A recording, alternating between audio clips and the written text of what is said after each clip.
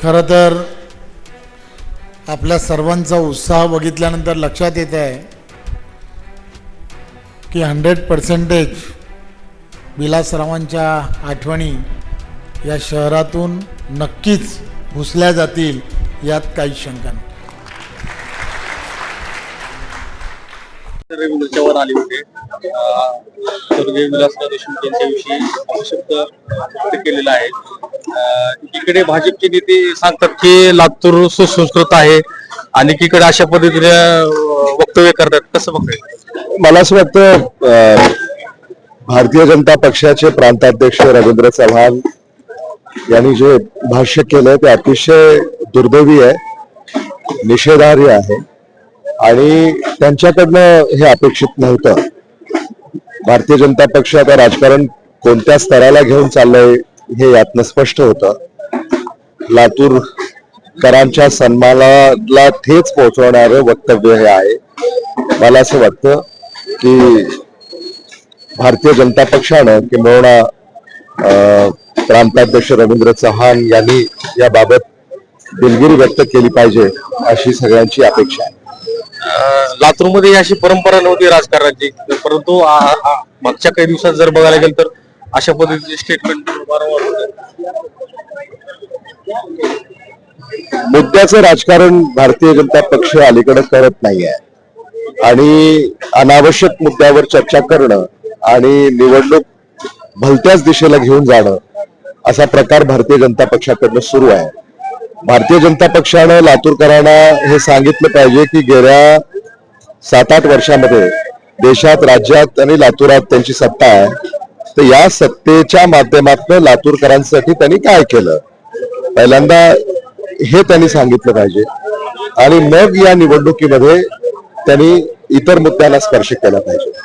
त्यांनी केलं तर काहीच नाही. लातूरमध्ये भ्रष्टाचार जो फोफावला किंबहुना लातूरची घडी जी विस्कटली आहे याला तेच जबाबदार आहेत आणि ही विस्कटलेली घडी पुन्हा नीट करण्याची आता वेळ आलेली आहे आणि त्यासाठी आम्ही जनतेमध्ये जात आहोत. मध्यंतरी आपण सांगितलं की स्थानिक स्वराज्य संस्थेचा या प्रशासकीय काळात खून झालेला आहे.